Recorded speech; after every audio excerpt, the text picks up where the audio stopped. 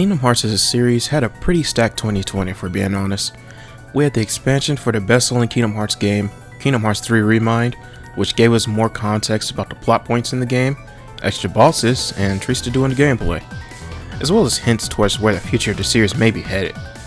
Melody of Memory was revealed to us in a matter where you just had to be there. That's all I'll say. If you know, you know, and if you were a Kingdom Hearts fan for that long and were on that Kingdom Hearts side of the internet, then you know. And of course, it was a very interesting reveal at the Kingdom Hearts 2020 trailer, and a fun ride to see the game. Especially as a Kairi fan who desperately wanted to see her shine, even more so given more moments like 3 Remind gave us in both cutscenes and gameplay. Oh yeah, side note, Kairi's gameplay was so good here that I genuinely want more of this.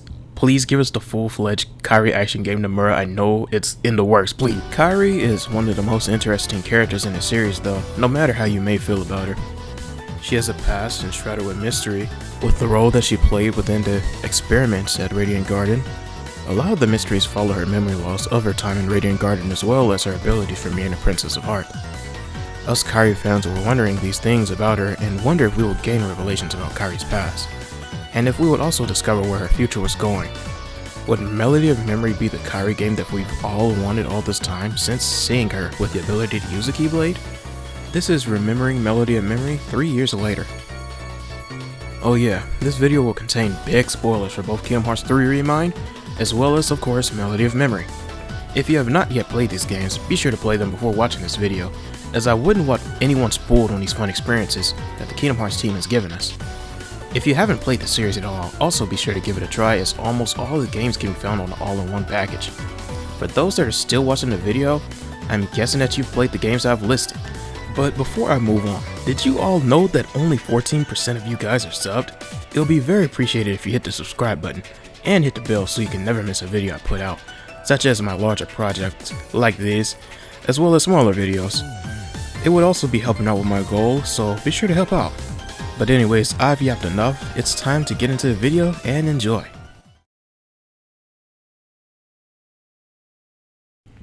Melody of Memory began its development alongside Kingdom Hearts 3. This is why the game didn't feature that many tracks from the game, as it was being developed alongside the game. The game later had a demo version which released on October the 14th to give players a feel of how the game functions as a rhythm game before their purchase, which was a great move on the team's behalf. We were able to feel how good the game played, and honestly the demo was pretty fun. After this, we just had to wait a month for the whole thing, with all of its tracks and story to experience. Indie Zero was the development studio behind the gameplay of Melody of Memory. And you may also know that this studio is also known for the theater rhythm games. This game was conceptually in discussion in 2015 with the title Theater Rhythm Kingdom Hearts, as proven by a Famitsu interview covering Melody of Memory. It stated that Hazama and Suzui, with you having worked on the Theater Rhythm Final Fantasy and Theater Rhythm Dragon Quest rhythm action games, we're sure the concept of a Theater Rhythm Kingdom Hearts game had crossed your mind. Did you go with the Kingdom Hearts Melody of Memory title because the content felt more suited to the main Cage series? And Hazama says, actually when we put together the proposal doc about 5 years ago, the working title for the project was Theater Rhythm Kingdom Hearts. We can assume that this game wasn't made back in 2015 though, due to the fact that the Kingdom Hearts team, as well as Nomura, was incredibly busy at the time with getting the remix titles out, supporting and writing Union Cross as this was the launch year for it to be on Android and iOS, as well as developing Kingdom Hearts 3, which before all of this had all of its development on the Luminous engine scrapped. So series and team just had a lot on their plate, and adding another game to oversee as well would just have complicated things further.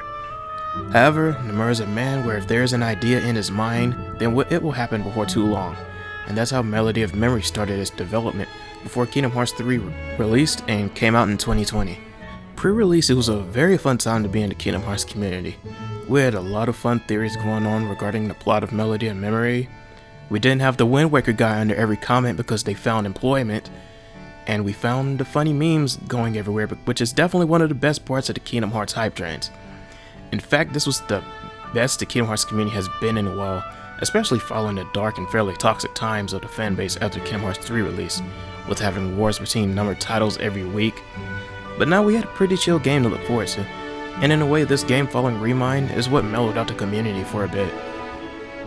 This game also had high expectations from some as well, as this game was in fact canon and a part of the second phase of Kingdom Hearts. We found this out at the Kingdom Hearts 2020 trailer. There was a lot that Phase 2 could mean, and as of right now, all we know is that these are games bridging the Darkseeker saga to the Lost Master arc. Are these expectations upon a game that spends a chunk of its time refreshing and going down memory lane fair? That's up to you to decide for yourself. But soon we all had the game in our hands, and it was nice to have a new Kingdom Hearts game to spend the holiday season playing. I had to get it on both the Switch and the PS4 just so I can get the best at-home experience as well as the best portable experience of this game, so I can experience this fantastic game wherever and whenever I wanted to.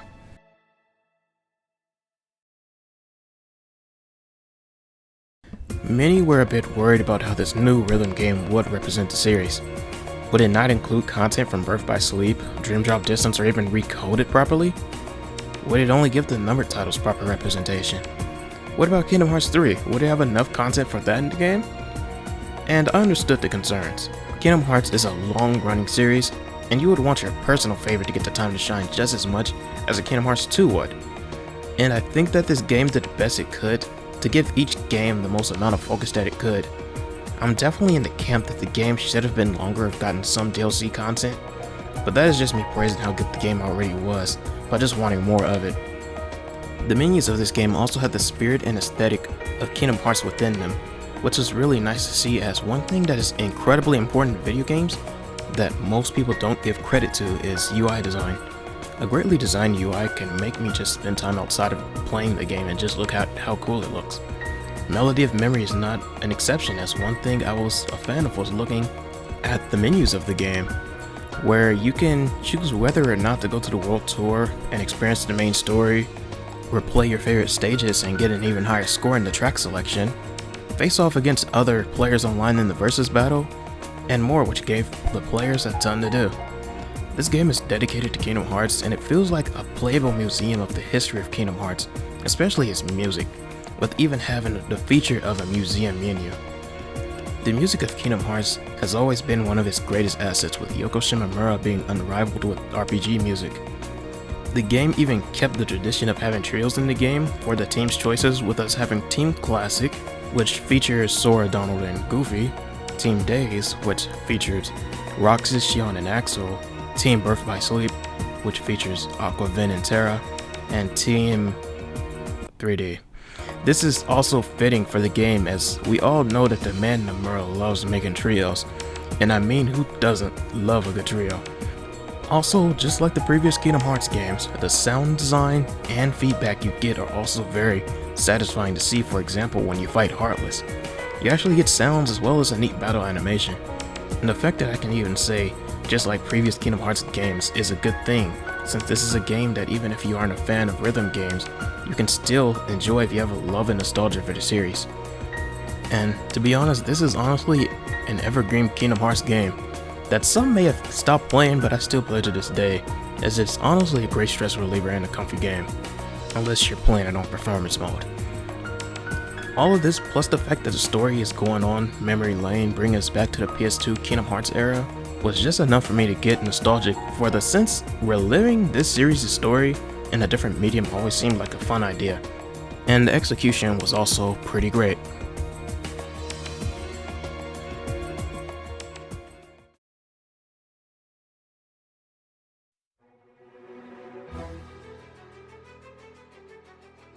The gameplay of Melody and Memory was honestly pretty fun. I didn't expect to be this satisfied with how the game turned out, but it was fantastic to play. This game wasn't as linear as others may want you to think, as each track in the game has different challenges to complete, which unlocks more collectibles like the items that you find in the museum. There's also a certain amount of challenges that you have to do to unlock some certain tracks, but at its core it gives the tracks more replayability. Another aspect that gives replayability is the fact that you get a letter ranking at the end of each track, depending on how well you perform. There are still people to this day trying to perfect their save file of the game and attempt an A+++ rank, all excellent, on their file, which I definitely do not have the patience for, because I'm super casual with this game. but those that do have my utmost respect.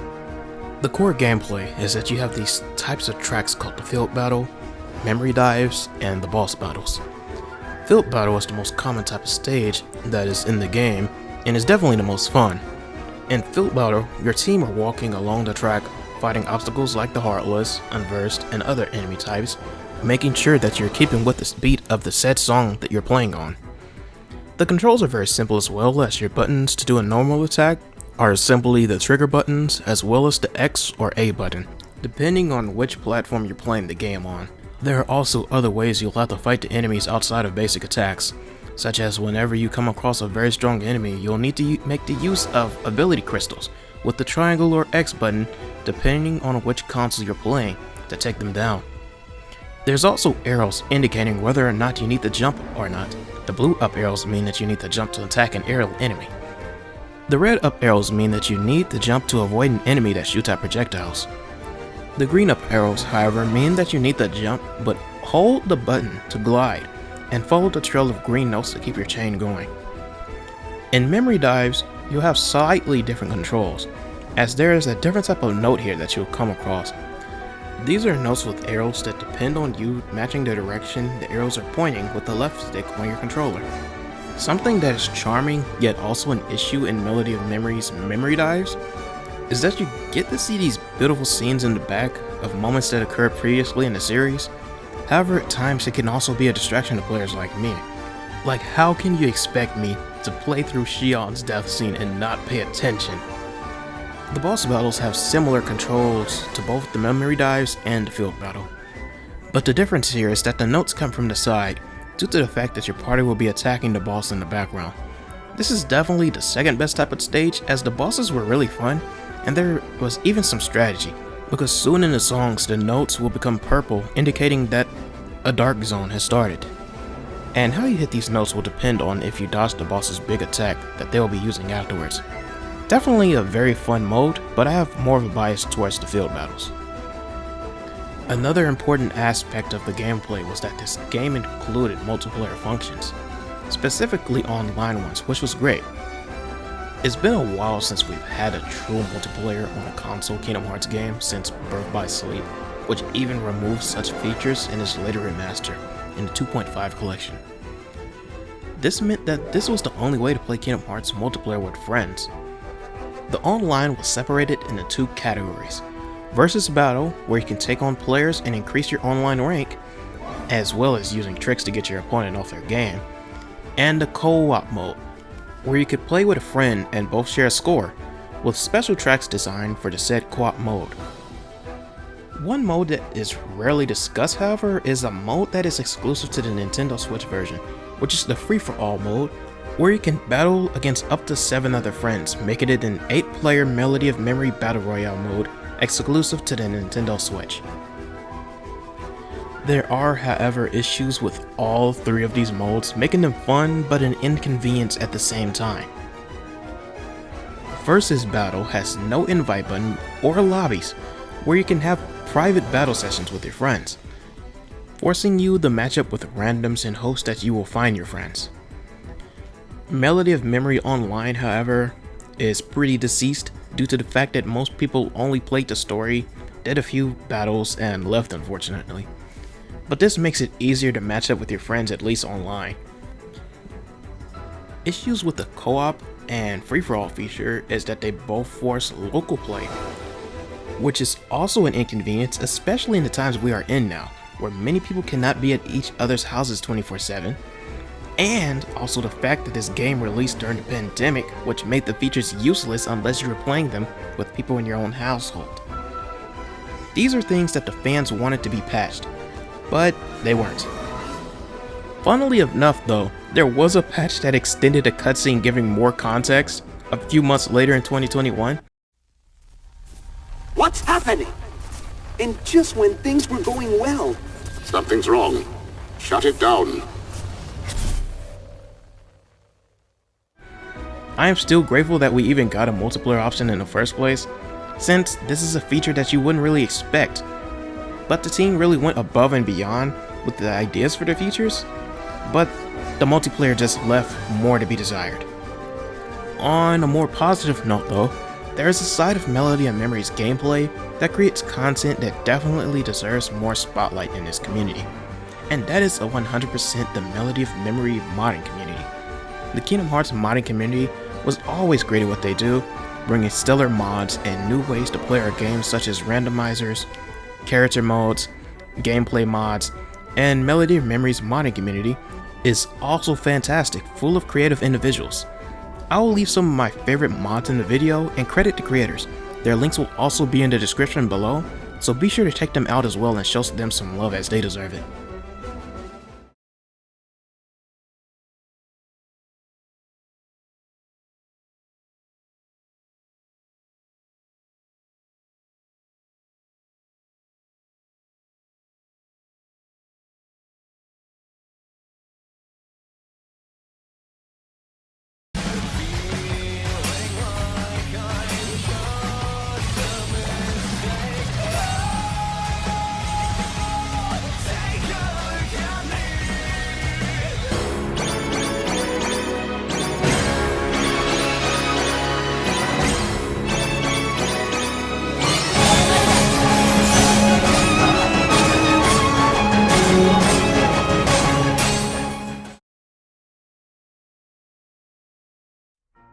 After the highlight reel of this series, you finally get to the new story content, which is roughly 25 minutes, which can be a disappointment for some, and a reason why people thought it wasn't worth $60. However, side content made up for this for sure. But even then, the new story details we got were really juicy, which gave us more insight on Kairi's character as well as the future of this saga and where it may be heading. This new story starts when Kairi reaches the final world in her sleep. Kairi then explores the final world and then gazes upon her reflection, which then triggers another memory of her past, where she is in Radiant Garden running from Heartless, and Apprentice Xehanort finds her and she gets placed in a lifeboat. Apprentice Xehanort begins to start yapping about his goal and where he is sending her off to, and even briefly hints about Quadratum, which proves his knowledge of the area. But after this scene, Kairi explores more of the final world until she finds her crystallized heart, which scatters, and then you do a memory dive in the final world of Kairi's theme, gathering her pieces of heart together. It's a shame that these segments were the only segments where we had Kairi playable, because I would have loved to play as her more times in the main story. It would have been great to have maybe a secret team at the end of the game, with maybe Sora, Riku, and Kairi, with Kairi leading the front as a sort of Team Destiny trio, which definitely would have been my main team for sure in replays. But anyways, when you finish getting her pieces, you then get a new scene of Kairi encountering someone in an org coat. And in the marketing, I was thinking that this was the Master of Masters potentially making his main debut, which would have been insane, but it was Xehanort. But honestly, Xehanort being here makes much more sense, despite it being a dream vision of Xehanort due to the fact that the real one passed away in Kingdom Hearts 3. We had really interesting dialogue here, and I think it showcased Kairi very well in this segment, as it was Xehanort trying to do all of the talking and lectures, but Kairi wasn't hearing that. She wanted to fight, and this scene honestly gave us some really good choreography of Kairi fighting Xehanort. One of Kingdom Hearts 3's biggest assets is that it provides great fight choreography without the use of needing CGI.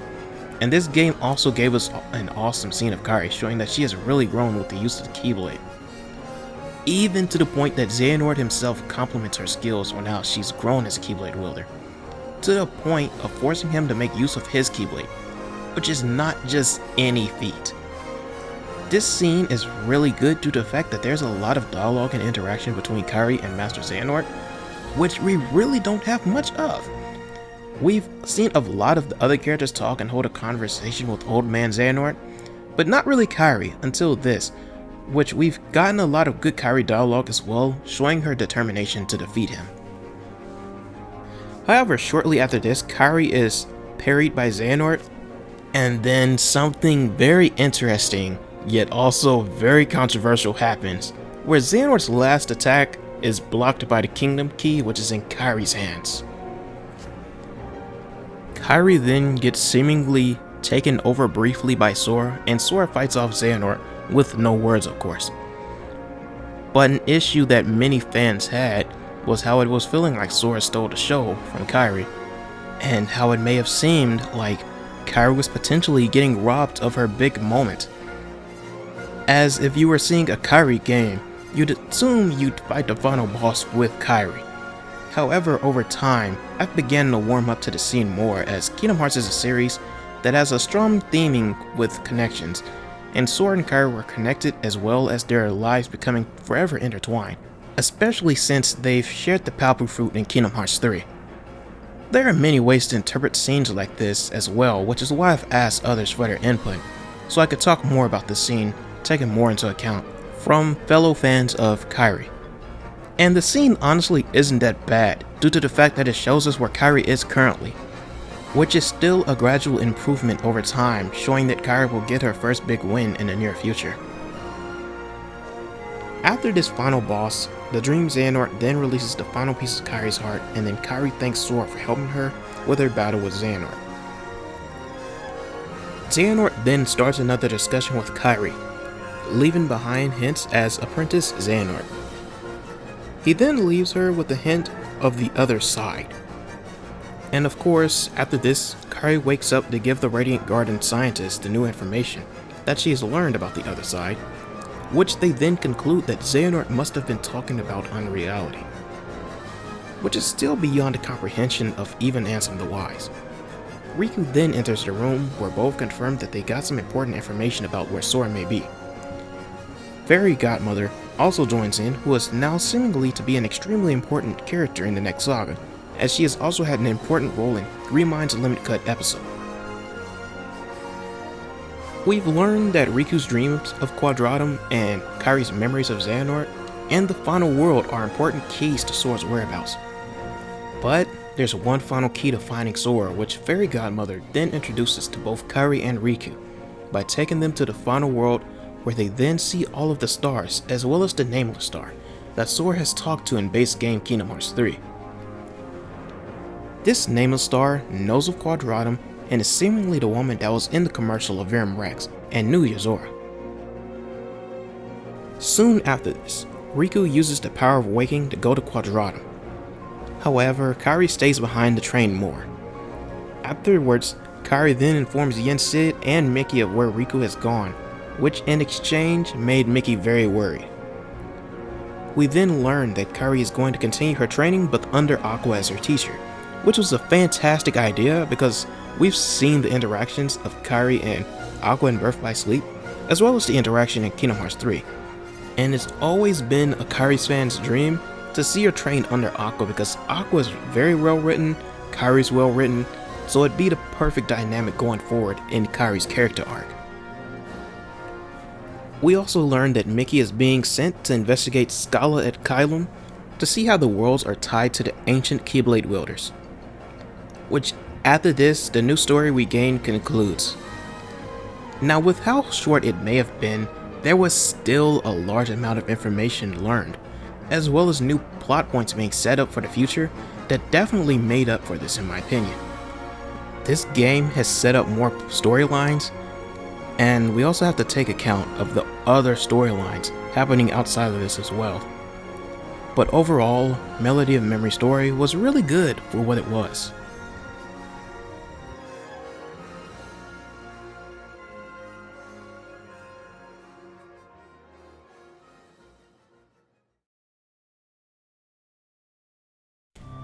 Melody of Memory has a great number of tracks included in the game.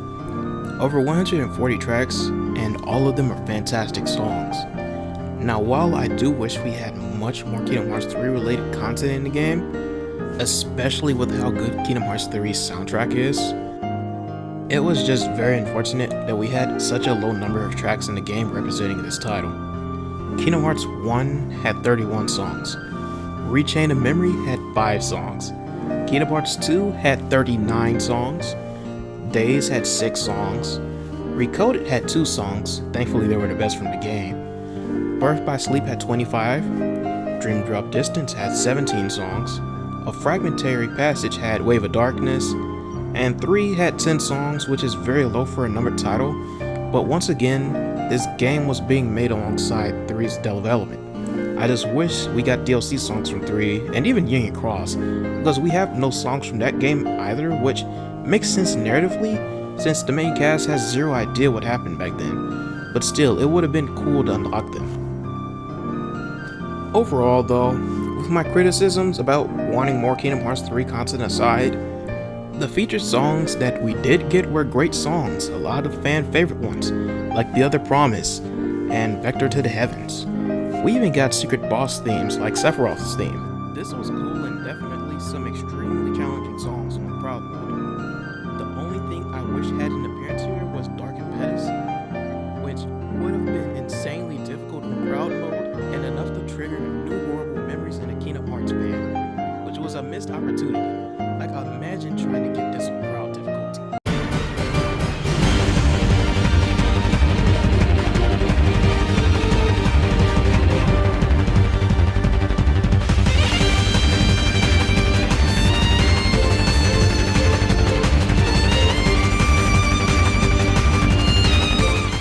This game is a game that definitely is something that feels like it should have happened ages ago, as playing Kingdom Hearts songs in a rhythm game is just a great idea, but it's better late than never. A new song that we got from this game that was great was the new version of Dearly Beloved, which is definitely one of the things I look forward to the most when we get into Kingdom Hearts, since Dearly Beloved is just the perfect title theme and song to the point where it can be endlessly remixed and put into different genres of music, to us now having the Dearly Beloved swing version, which is a very jazzy take on the theme, and is definitely one of my favorite versions of the song. Another cool thing about this song is that Switch players of Melody of Memory were able to unlock this song in Smash Ultimate by simply having save data of the game on their Switch, giving them the ability to listen to Dearly Beloved when they fight against others. The music of Kingdom Hearts is amazing, and this game was just a great way to showcase the legacy of both Kingdom Hearts and Yoko Shimomura and the team's work for the amazing soundtrack. And this game was very beloved by both Kairi fans as well as fans of the series music, as we were both winning with this game's release.